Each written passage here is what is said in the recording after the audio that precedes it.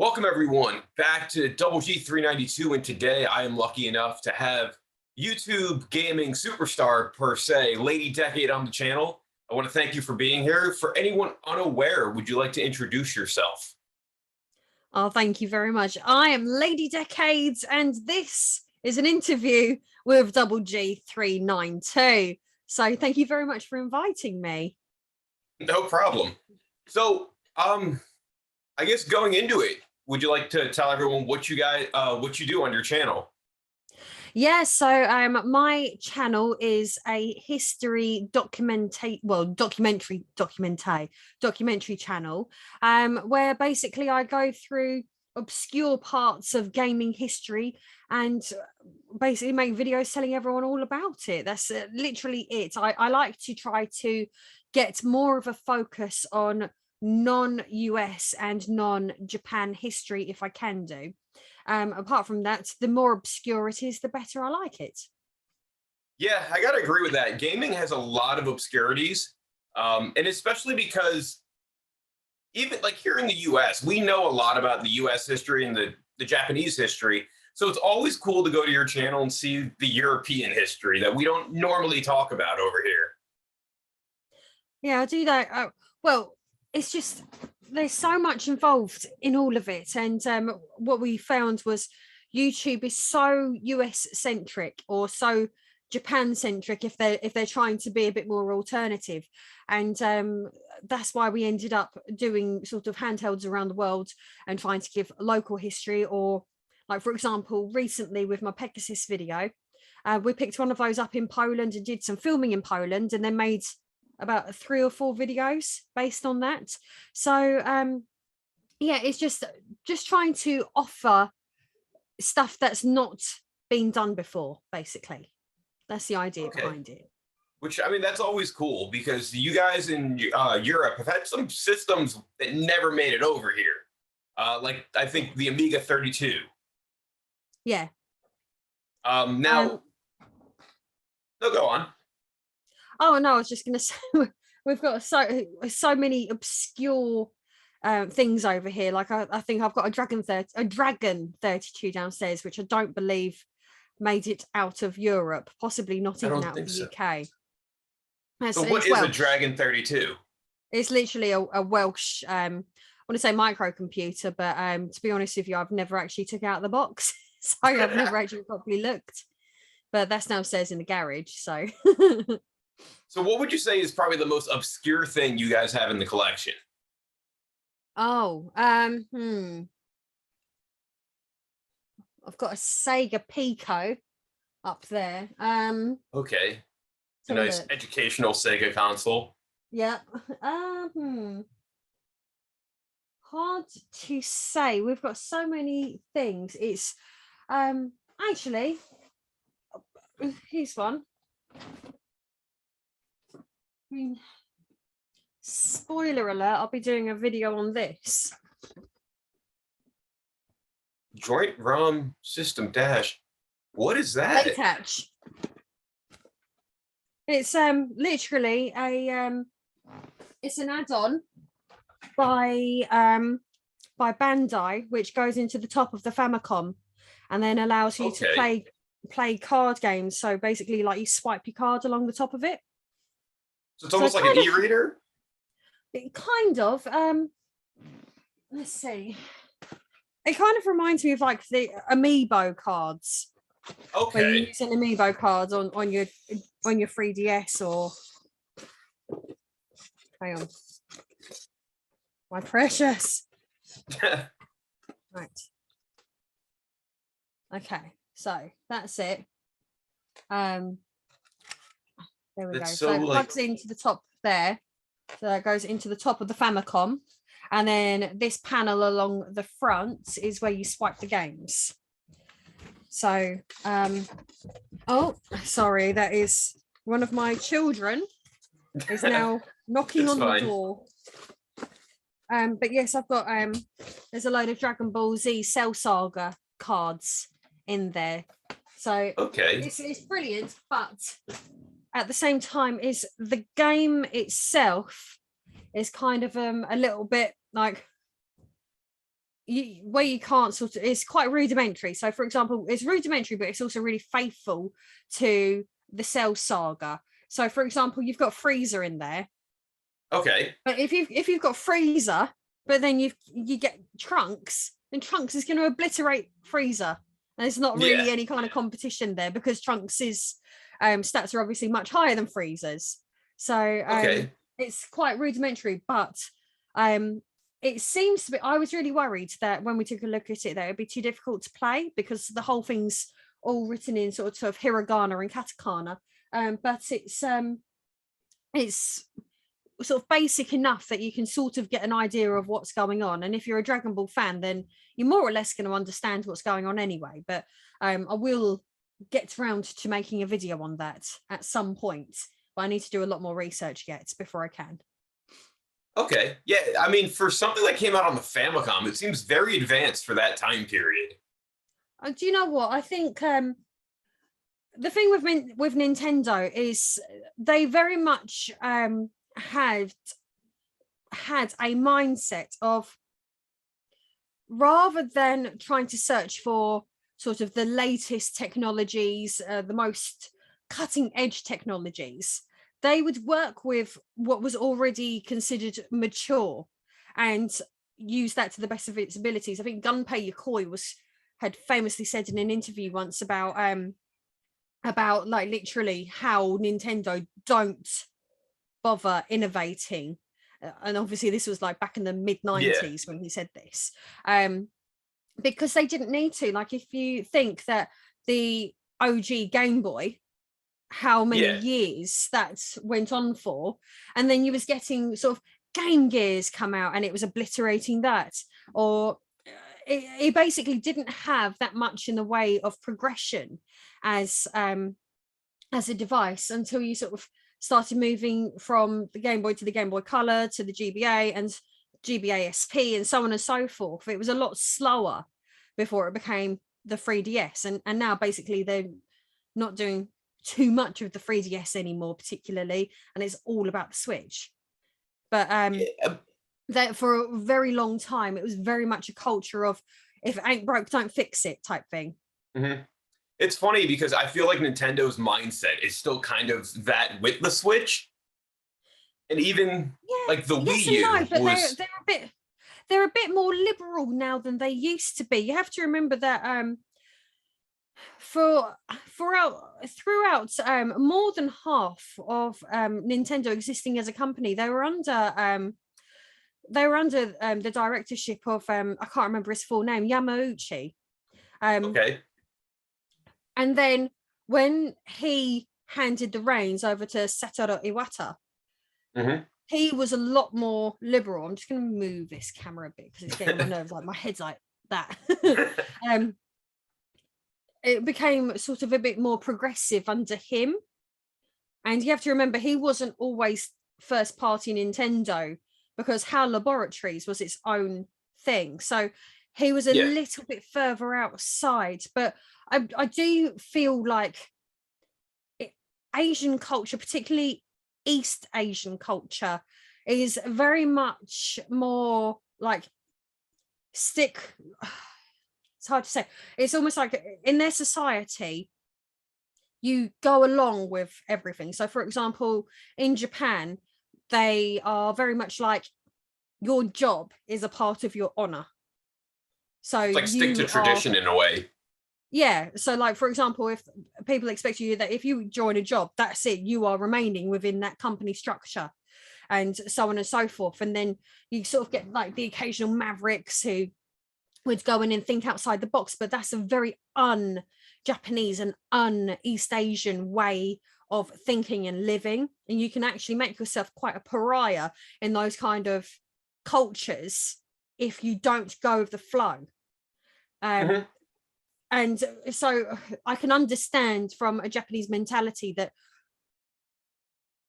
getting the best out of what you've already got is more important than trying to skip ahead and innovate something new. I can totally understand that. But then I can understand then, therefore, why companies like Sony would clash with Nintendo, or Sony would clash with, say, Bandai, or or why other companies got on so famously, like Bandai and Nintendo have always got on really, really well. But yes, it's very much very, like when I say in my videos, conservative Japanese businessmen, I don't mean conservative as in their politics. I mean they're conservative with how they conduct themselves as humans and Yeah. their culture in general. And a lot of people seem to think that I'm referring to these Japanese people on a political sense, and I'm not.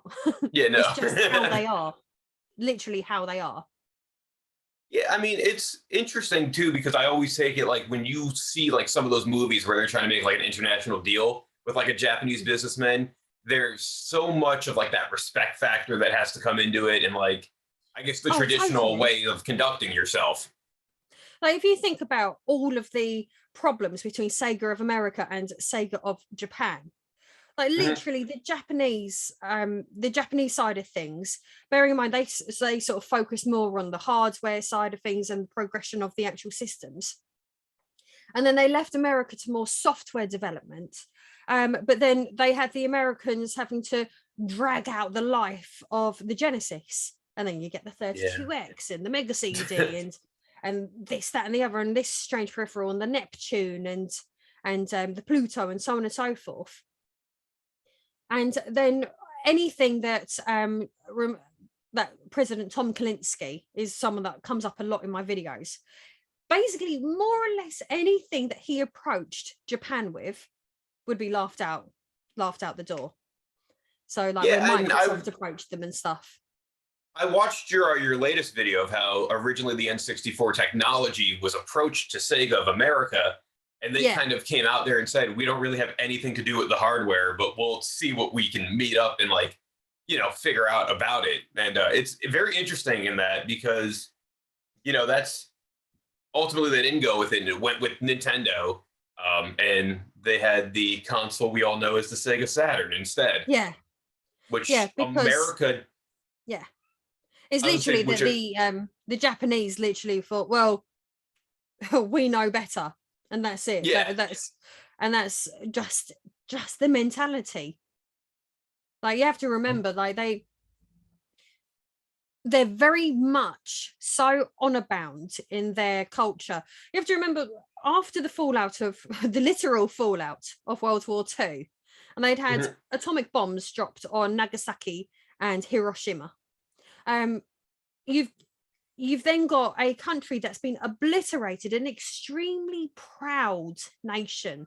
They are Hmm. so proud, and then you've got they literally change everything and to fix their economy and start getting everything all of a sudden they're indoctrinating their people into this mentality of we have to fix our country, and this is where it comes to like honor with jobs, where Yeah, they're very much thinking, right, well, we've got to rebuild our country, we've got to do our bit, we have to literally do our bit, and then that's carried on, and then they end up becoming an economic superpower. But obviously when they've been doing things a certain way, they became very fixed in their mentality. And then when they're looking at like Sega of Japan with Sega of America, and bearing in mind, you have to remember that, for example, Super Mario Bros. 2 wasn't released in America because the Japanese thought it was too difficult yep. for American audiences. No Final Fantasy games were released in the West until I believe Final Fantasy 7, I think, was the first proper So one. we Yeah, we they had think Final that. Fantasy 1, we had Final Fantasy, we had the weird numbering of the Final Fantasy games. Yeah, and but the main thing, I mean, do you know what? My brain doesn't retain information like Top Hats does. He literally could rattle all of this off without second guessing himself. I'm not like that. I said to someone who viewed our house today, I haven't slept for like a year because of my baby. And they're both my children are stuck in the bedroom with us. So I'm like constantly exhausted. I've literally just downed this. Other energy drinks are available. Um, um, and so I've forgotten the point that I was making in the first place. Oh yes, about Final Fantasy. Yeah, so JRPGs basically weren't released in the West because the Japanese didn't think that anyone outside of Japan would be intelligent enough So that's what we're working with. And Yeah. it's not even that they've got like a superiority complex. Their culture is so different from ours that their Hmm. mentality towards things, like they're obviously a lot more blunt and a lot more harsh than Yeah. we are. We're a lot more emotive with how we speak and how And it's we funny act. because just looking at the living here in the States, RPGs really didn't full on become popular until like the 2000s over here. Like they were always kind of Yeah, a niche market. Like you had your Final Fantasy fans, you had the people who liked Dragon Quest, which we had as like Dragon Warrior for the longest time. But it wasn't yeah, until like I think like Western RPGs, I guess you could say, like in like vein of like Elder Scrolls, kind yeah. of became popular. That other types of RPGs and JRPGs became more accepted, and like anime wasn't even like big growing up in the 90s until Dragon Ball Z really caught on. Yeah. And even then, wasn't that on like Cartoon Network? So we But actually here it was on like a WB11, which was like a local kind of like okay. New York channel. Early mornings for the longest time, if you woke up at like 5 or 6 a.m., they would show like cartoons from Japan. So we would get Okay. like Dragon Ball Z, we got Sailor Moon. I think they used to show like old Transformers on that. And Yeah. then it eventually, maybe like 3 years later, went over to Cartoon Network.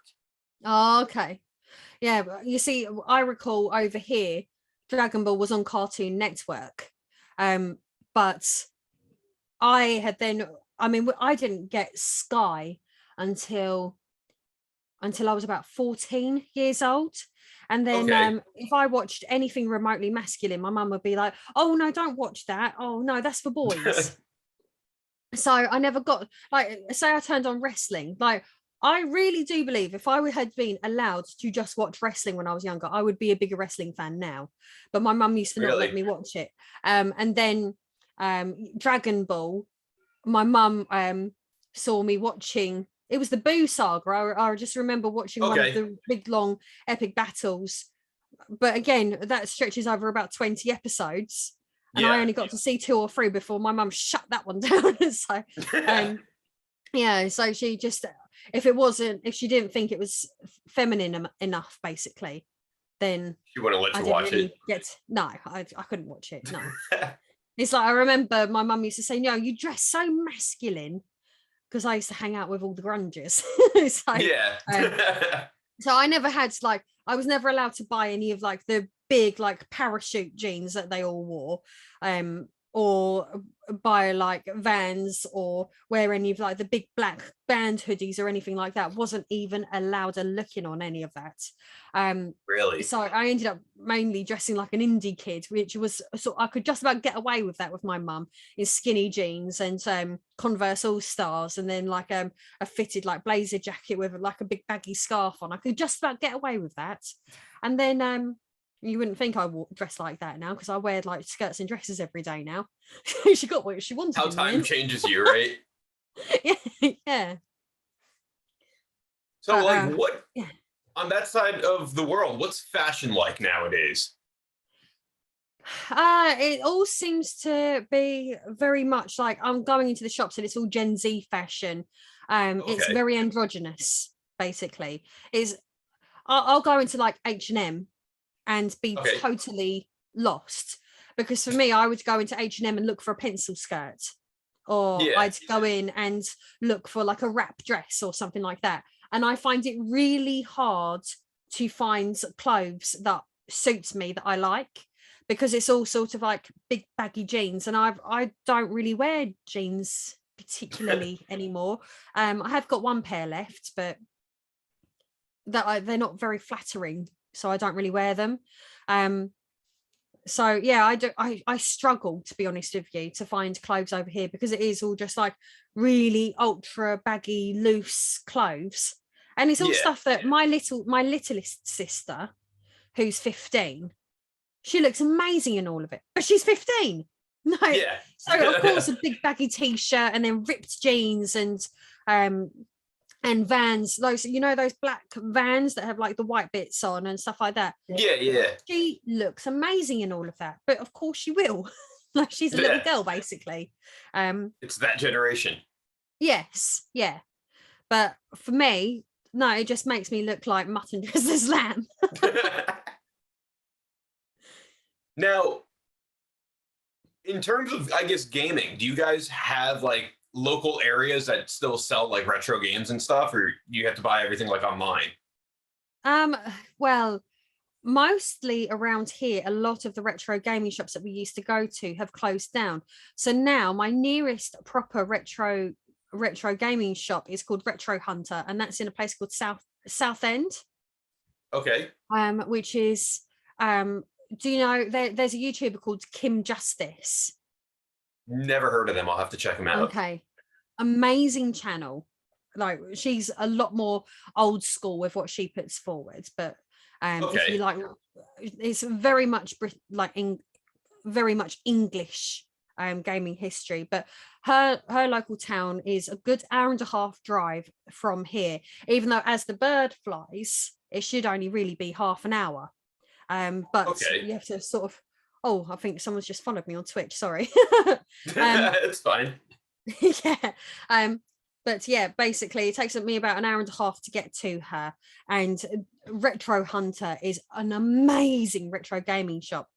And yesterday, Top Hat and I took a drive up to a city called Kings Lynn, which is 2 hours Okay. away, 2 hours further north than we are. We're in Essex. So it's in Norfolk.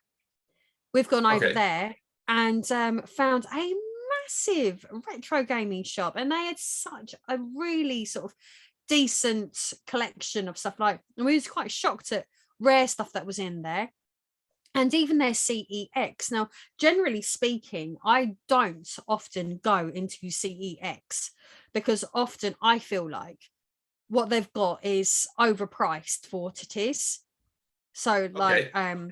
I'm trying to think of an example, but I don't even bother looking in their window in my local one anymore.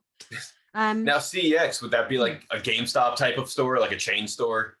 yes, yeah. It's more secondhand than brand new. So like we've got Game, which is all new stuff, and they don't have retro in there at all anymore. Okay. But CEX, if you wanted to go in and trade your old games and they're last gen or even older, then you would go to CEX if there's no retro Okay. gaming store. But this one in Kings Lynn that we went into yesterday, we ended up buying a oh, here it is. You just don't expect to see one of these in there. Core graphics. Wow. Yeah, you In go box PC too. That's Engine Mini. crazy. And there was what's it called? Shimigami Tensei. I can't think what the name is. I want to say like Soul Crash. It's not. I can't think what it's called, but it's Is one it? on the 3DS, which was a Oh, port of a Saturn game. it's not like, I know what you're talking about. It's not Devil Summoner one, but because the Saturn one was only released in Japan, I believe. Yeah, and Right? this one was like an updated version of it on the 3DS. But it was, I mean, it was 65 quid, so it wasn't like cheap, but it was a good price Yeah. for what it is. And we was in there and there was like Ni no Kuni 3 for not Ni no, what am I talking about? Yokai Watch 3, Okay. £100. We was like, oh my god, we're so pleased that we bought it when it was brand new out and got it for like the 40 quid, because Yeah. like 100 quid for that's now outrageous. But yeah, I was shocked at going into a CEX and then there's actually legitimately really good stuff everywhere. So that was quite impressive. Now, what would you say would be your favorite console to collect for? Oh, we don't collect so much anymore. So literally it's the Switch at the moment. Okay. Because it's too expensive to buy retro games. It's too Yeah. expensive. So yeah, the Switch at the moment, because you can't really complain at paying the price for them brand new out or downloading them or whatever. Yeah. The Switch is So getting that's such a the only massive one. library. Yeah, well, that's the thing. It's like Nintendo are now having a lot more sort of AAA title games come out on it now, which they never really did before. But I do feel like that's quite a smart move on their behalf, because like with the Wii U, that was just sort of like had the most fantastic library, but it was never going to attract new people onto it. Now, Because marketing for the Wii literally, U was awful. yeah. Well, the name Wii U is awful because people didn't Yeah, realize it was something different from the Wii. And you have it's to funny think because how I many actually people who are sort of like atypical gamers bought the Wii. have gamepad right on the side because I was Best playing. controller ever in the history of the universe. That gamepad right there, hands down, my favorite ever controller. It's just the best. It's It's funny too comfortable. because It's with the Wii innovative. U, Oh, I often forget that it can act almost like a Switch in a way where you can play games like off television. yes, yeah. I never used it like that, not even once. But you could. I tried a few times. It was if you were too far away, like if I was maybe like 5 feet away, it would be great. But if I went to the other room, it would start disconnecting like it was no one's Oh yeah, problem. And I was like, oh yeah. yeah, that'll happen. It got to a point as well where the battery in the gamepad just wasn't wonderful. So more Yeah, often than not, I had to have it just plugged in. yeah, That was that was that's the kind of only what I way. do. But But again, what's your favorite game on it? so I just beat Paper Mario Color Splash, Oh, which nice. yeah, it's a fun game. It got very repetitive though, I thought very quick. Like I'm such a big fan of the earlier Paper Marios, like I think a lot of Yeah. people are, that they got to that point where they were just adding the gimmicks to it, like Sticker Star, Color Splash, and I was just kind of like, no, I just want to play like an RPG that's going to be fun and like Mario. Ah, you see, But my then favorite is Tokyo Mirage Sessions. okay, I have that back Oh, there. I haven't even started it yet. do you like Fire Emblem? I've never played a Fire Emblem game, but I have three houses sitting in shrink wrap waiting to be played. Okay. It's kind of like it's a collab. I can't think off the top of my head. Oh no, the Wii U games are all in the other room, so I can't I can't grab it like I've been grabbing other stuff. Yeah, It's a collab, and I can't remember who I between, think it's with but Atlas. yes, I do believe you're right. So yeah, basically, you've got. I don't want to spoil it for you, but Okay. if you are someone who likes some of the older Fire Emblem games, so like the Fire Emblem games from the GameCube or prior, Okay. then there are some lovely little Easter eggs basically in Tokyo Mirage Sessions that I did because I played Tokyo Mirage Sessions before I played a Fire Emblem game. That's going to be me too. I was like, oh, oh, oh. You know, like when you see an Easter egg in a movie, you're like, Yeah. yeah, Wow, they're that was me. referring. Yeah. So it's like what it was I played Tokyo Mirage Sessions, and then I played Fire Emblem Warriors. For the Switch, so I have played that. Yes. And then I was like, oh, like honestly, like if you have played Fire Emblem Warriors and then you Okay. play Tokyo Mirage Sessions, that's good enough. Okay. That's good enough So for you to get what are you just playing play it. I currently? don't at the moment, The Witcher 3 again. It's like the fourth time. It's a good game. You're always going to go back to it. Yeah. And I've been trying different little things like causing trouble where I haven't caused trouble before. But I won't sacrifice the good ending. because Yeah. it's you just get a bit more gameplay out of it. But also I'm a sucker for being a total like face, like baby face, rather than taking the heel approach. Wrestling terminology there. Yeah. So it's yeah, I'll literally be a total good guy all the way through as much as I can do. But there are Yeah. things that I've done this time, like I've managed to I ended up accidentally I don't know, how have you played much of The Witcher 3 at all? I haven't. I don't want to spoil it for you then, but I'm a total knob about The Witcher. I've read all the books, like every single book. I've read all of them. I've watched let's plays of the two previous games Okay. from start to finish. I've played this game over and over. I have obsessively watched the both series on Netflix, and then was delighted at how faithful they are to the games. Sorry, how faithful they are to the books. And But then you the don't second always get series, that. yeah. Well, the second series was being faithful to the second book, but the problem with the Okay. second book is it's very much not a huge amount happens, but how they made things happen in the TV series, I found it acceptable and I was okay with it, and I liked it. I thought it was all right. It didn't create too many issues that would have a problem knock-on effect in the future. Very much unlike Game of Thrones, which changed too much and I lost interest because it veered Yeah. off from the books too much. Okay. Yeah. That was one of my big gripes with the Harry Potter books. Was the books had so many details, and I don't know if you are a Harry Potter fan. How I've seen the first two films and I've never read any of the books. okay.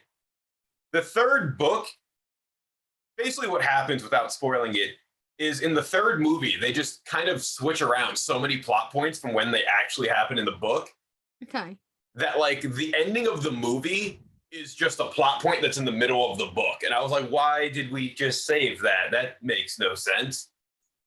Because a lot of what happens when it happens in the book leads up to the actual ending of the book. Okay. So it's like, it's weird how they just rearranged it, but I guess that's what directors do. Yeah. I've just never been able to get into Harry Potter. I can't. I like fantasy. I like sci-fis. I like sword fighting and stuff like that. But I just can't get into Harry Potter. So at the moment, I find myself, I listen to an awful lot of audiobooks, but I Okay. find myself getting sucked into things to the point that I become overwhelmed almost with them. So, like, for example, I've listened to over 50 books by Stephen King. And Okay. like, for example, the Game of Thrones books, that's 6 books. And I Mhm. listened to them from start all the way up to the finish. And stuff as well, like for example, but Wilbur Smith, um he's I haven't listened to many of his books, but they're quite, I've been listening to the Egyptian series, which is based in ancient Egypt, and it's like a fantasy Okay. series about a gifted slave who then becomes quite adept at magic and then becomes like a magus type warlock type person. And I've had to stop and force myself to listen to a book by Dean Koontz to break it up a little bit. So I've gone to Yeah. something completely different. I've gone to a horror book so that I can break it up and have a break before I then dive back into another 30-hour book. And do you So find yourself doing that with video games as well? yes, yeah, I do. Like, for example, if I play like a massive epic RPG. So for example, I played Xenoblade Chronicles, Okay. which I sunk over 100 hours into. And then I found myself tempted to go to Xenoblade Chronicles X. And then I was like, no, don't do it, because I get bogged down. So then you have to break it up with playing something like, I don't know, Pokemon Mystery Dungeon, Yeah. or Something even not like as in depth. yeah. But then I find myself just going straight back to going back to them, like but then, like, for example, I've played Breath of the Wild, and I finished it. I did. I did as much as I could sort of tolerate doing without having to go into nitty gritty little things. But then I've tried playing that again recently and got bored. So Yeah, I feel like that might be one of those games that once you've gone through it, you know what you're expecting, you know? yeah. But then Witcher 3, I've never got bored of it. Never, Just keep ever, going ever back. got bored of it. And I still pay 40 crowns for a good elf. Okay. I don't I won't go into what that means. But if anyone's watching this and they've played The Witcher 3, the elf of the passive floor of 40 crowns, well worth it. So I guess on that, I'll let you get ready for your stream coming up. Yes. Do you want to tell all the viewers where they can find you? Yes, I will be streaming in approximately 15 to 20 minutes at twitch.tv/Lady Decade. But watch my video I'm about to upload first. So And where's that video going to be? that video is going to be on youtube.com/C/Lady Decade with my custom URL in there. All right. I want to thank you again for being here, and hopefully we can chat about gaming some other time. Yes, thank you so much. Thank you for inviting me. Have a good day. Have a Yeah, good you stream. too. Bye. Bye.